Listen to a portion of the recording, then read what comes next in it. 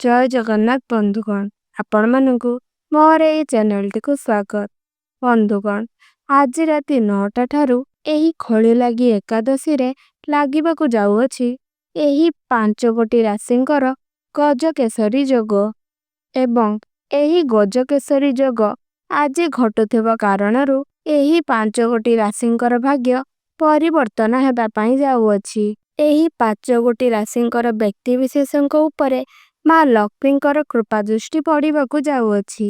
राशि चक्र अनुसारे ग्रह मानकर स्थान परिवर्तन अनुसारे ग्रह मानकर परिवर्तन परिलिखित होइथाए।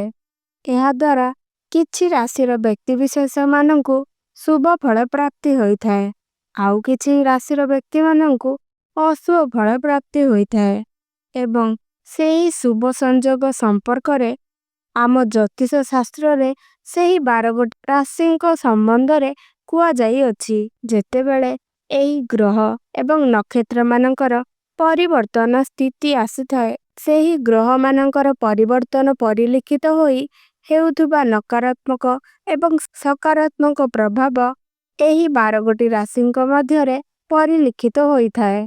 दीर्घ 500 वर्ष परे एही 5 गोटी राशिंकर खड़ी लागी एकादशी रे एही गजकेसरी महाजोग अनुअछि। एही 5 गोटी राशिंक व्यक्ति विशेषंकर भाग्य आजि ठारू बदलिबा पई जाउअछि। आजि ठारू समस्त दुख सरिबा पई जाउअछि। एही 5 गोटी राशिंकर जीवन रे सुख समृद्धि मान प्रतिष्ठा धन रे वृद्धि पारिवारिक शांति व्यापार रे उन्नति पिला मानकर अग्रगति एवं पिला मानक ठारू किछि शुभ खबर मिलिबा पई जाउअछि। तेबे आपण सेही 5 गोटी राशिंक विषय रे जानिबा पूर्वरु आम भिडियोटी को गोटे लाइक करंतु एवं चैनल टी को सब्सक्राइब कर दियंतु एवं कमेंट बॉक्स रे जय मां लक्ष्मी एवं आपणकर केउ राशि अटे ताहा निश्चित भाबे जणांतु एवं आपणक राशि एही वीडियो रे अछि कि नाही आपण निश्चित भाबे शेष पर्यंत देखंतु। प्रथम भाग्यशाली राशिटी हेउछि वृष राशि।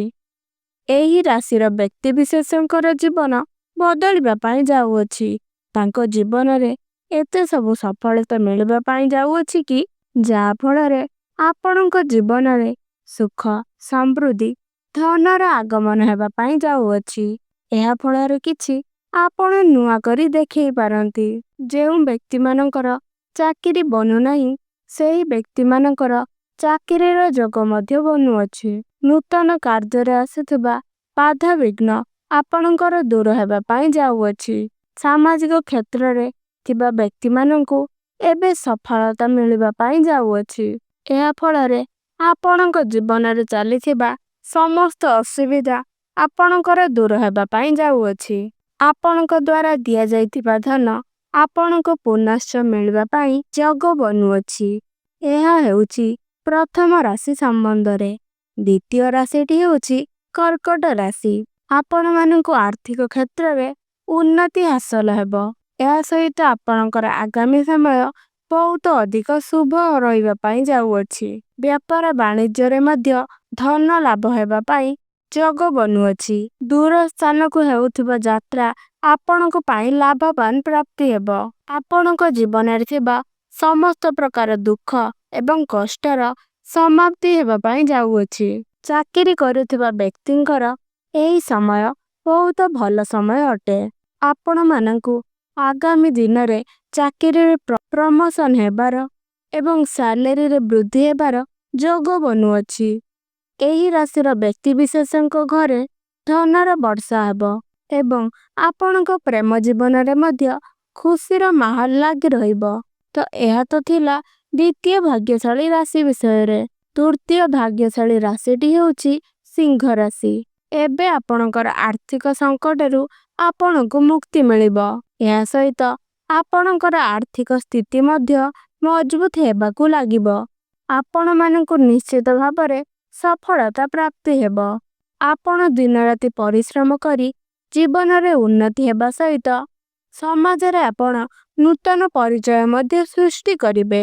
एहा सहित आपण जदि किछि ମହତ୍ତ୍ୱପୂର୍ଣ୍ଣ କଥାରେ ନିଯୁକ୍ତି ନେବା ପାଇଁ ଚାହୁଁଥିଲେ ତେବେ ସେଥିରେ ମଧ୍ୟ ଆପଣ ନିଯୁକ୍ତି ନେଇପାରିବେ, ଯାହା ଆପଣଙ୍କ ପାଇଁ ଶୁଭପ୍ରଦ ସାବ୍ୟସ୍ତ ହେବ। ଏହି ଖଳି ଲାଗି ଏକାଦଶୀ ପରଠାରୁ ଆପଣଙ୍କ ଘରେ ଖୁସିର ବର୍ଷା ହେବ। ଏହା ସହିତ ଆପଣଙ୍କ ଜୀବନରେ ଧନ ଆସିବାର ଏକ ନୂତନ ମାର୍ଗ ଖୋଲିବ। ଅଚାନକ ଆପଣଙ୍କୁ ଧନ ପ୍ରାପ୍ତି ହେବାର ସମ୍ଭାବନା ଆସୁଅଛି। ଏହା ତ ଥିଲା ତୃତୀୟ ଭାଗ୍ୟଶାଳୀ ରାଶି ସମ୍ବନ୍ଧରେ। ଏବେ ଆସନ୍ତୁ ଜାଣିବା ଚତୁର୍ଥ ରାଶି। ଚତୁର୍ଥ ରାଶିଟି ହେଉଛି ବିଛା ରାଶି। ଏହି ଖଳି ଲାଗି ଏକାଦଶୀ ଠାରୁ ଆପଣଙ୍କ ଘରେ ସୁଖ ସମୃଦ୍ଧିର ବର୍ଷା ହେବ, ଯାହାଦ୍ୱାରା ଆପଣଙ୍କର ସାମାଜିକ ପ୍ରତିଷ୍ଠାରେ ଆପଣଙ୍କର ଭାଗ୍ୟ ଖୋଲିଯିବ। ବ୍ୟାପାର ବାଣିଜ୍ୟ କ୍ଷେତ୍ରରେ ଆପଣଙ୍କୁ ସମ୍ପୂର୍ଣ୍ଣ ଲାଭପ୍ରଦ ହେବାର ଯୋଗ ବନୁଅଛି। ଚାକିରି କ୍ଷେତ୍ରରେ ଆପଣଙ୍କୁ କୌଣସି ବଡ଼ ଖୁସି ଖବରର ପ୍ରାପ୍ତି ହୋଇପାରେ। ଚାକିରିରେ ପ୍ରମୋସନ ହେବାର ଯୋଗ ବନୁଅଛି। ଆପଣ ଆପଣଙ୍କର ବରିଷ୍ଠ କର୍ମଚାରୀଠାରୁ କୌଣସି ବଡ଼ ସମ୍ମାନ ପାଇପାରନ୍ତି, ଯାହାଦ୍ୱାରା ଆପଣଙ୍କ ମନକୁ ଶାନ୍ତ ପହଞ୍ଚାଇବା ସହିତ ଆପଣଙ୍କ ମନକୁ ଖୁସି ରଖିଥାଏ। ଏହା ତ ଥିଲା ଚତୁର୍ଥ ଭାଗ୍ୟଶାଳୀ ରାଶି ବିଛା ରାଶି ସମ୍ବନ୍ଧରେ। ଏବେ ଆସନ୍ତୁ ଜାଣିବା ଶେଷ ଭାଗ୍ୟଶାଳୀ ରାଶି ଅର୍ଥାତ୍ ପଞ୍ଚମ ଭାଗ୍ୟଶାଳୀ ରାଶିଟି। ପଞ୍ଚମ ଭାଗ୍ୟଶାଳୀ ରାଶିଟି ହେଉଛି ମକର ରାଶି। ଆପଣମାନଙ୍କ ଜୀବନରେ ସମସ୍ତ ପ୍ରକାର ଖୁସି ଆସିବା ପାଇଁ ଯାଉଅଛି। ଆପଣ ଅତି କଠିନରୁ କଠିନ କାର୍ଯ୍ୟକୁ ମଧ୍ୟ ବହୁତ ସହଜରେ କରିନେବେ। ପରିଶ୍ରମୀ କରୁଥିବା ବ୍ୟକ୍ତିମାନଙ୍କୁ ଏହି ଖଳି ଲାଗି ଏକାଦଶୀ ଠାରୁ ବହୁତ ଅଧିକ ଧନ ପ୍ରାପ୍ତି ହେବ। ମାନେ ଆପଣମାନଙ୍କର ପାରିଶ୍ରମିକ ବୃଦ୍ଧି ହେବ, ଯାହାଦ୍ୱାରା ଆପଣଙ୍କ ପରିବାରର ସଦସ୍ୟମାନଙ୍କ ପାଇଁ ଆପଣ ନୂତନ ଜିନିଷ କ୍ରୟ କରିପାରନ୍ତି। ଏହା ସହିତ ଆପଣଙ୍କ ପରିବାରରେ ଏବେ ଖୁସିର ମାହୋଲ ବନିବ ଏବଂ ଆପଣଙ୍କ ଘରେ କୌଣସି ମାଙ୍ଗଳିକ କାର୍ଯ୍ୟ କରିବା ପାଇଁ ଆପଣ ଚିନ୍ତା କରିପାରନ୍ତି ଏବଂ ଏହା ସହିତ ଆପଣ ଆୟୋଜନ ମଧ୍ୟ କରିପାରନ୍ତି। ଏହା ସହିତ ଆପଣଙ୍କର ଆଗାମୀ ସମୟ ମଧ୍ୟ ବହୁତ ଅଧିକ ଭଲ ରହିବା ପାଇଁ ଯାଉଅଛି। ତେବେ ବନ୍ଧୁମାନେ, ଏହା ତ ଥିଲା ସେହି 5ଗୋଟି ରାଶିଙ୍କ ସମ୍ବନ୍ଧରେ। ତେବେ ଆଶା କରୁଛି ଭିଡ଼ିଓଟି ଆପଣଙ୍କୁ ଭଲ ଲାଗିଥିବ। ଭଲ ଲାଗିଥିଲେ ଭିଡ଼ିଓଟିକୁ ଗୋଟିଏ ଲାଇକ୍ କରନ୍ତୁ, ଚ୍ୟାନେଲଟିକୁ ସବସ୍କ୍ରାଇବ୍ କରିଦିଅନ୍ତୁ ଏବଂ କମେଣ୍ଟ ବକ୍ସରେ ଜୟ ମା ଲକ୍ଷ୍ମୀ ଏବଂ ଆପଣଙ୍କର ଏହି 5ଗୋଟି ରାଶିଙ୍କ ମଧ୍ୟରୁ ଆପଣଙ୍କର କେଉଁ ରାଶି ତାହା କମେଣ୍ଟରେ ନିଶ୍ଚୟ ଭାବେ ଜଣାଇବେ। ଧନ୍ୟବାଦ। ଜୟ ଜଗନ୍ନାଥ।